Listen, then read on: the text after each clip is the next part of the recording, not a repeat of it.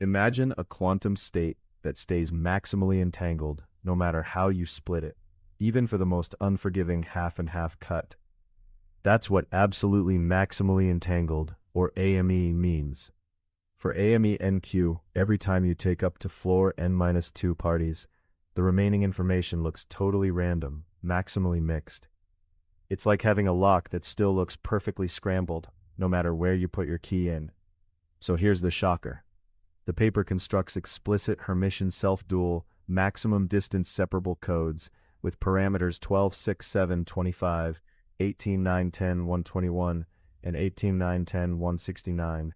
In plain terms, they engineer error-correcting code structure that secretly becomes quantum states with peak entanglement.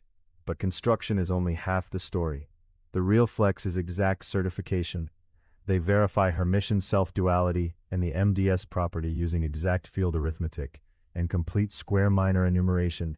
Think of it like building a bridge, then measuring every rivet with a ruler that never lies. Not close enough, exact. Now, why symmetry matters?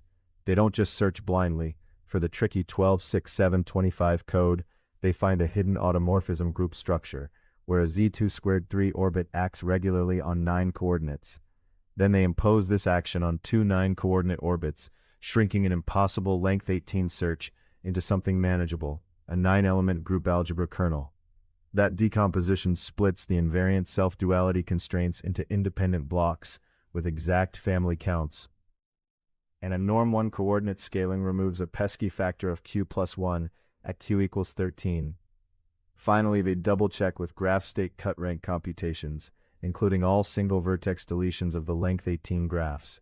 The payoff? From those codes, they derive AME 12.5, AME 18.11, AME 18.13, and via one-party projection, AME 17.11 and AME 17.13.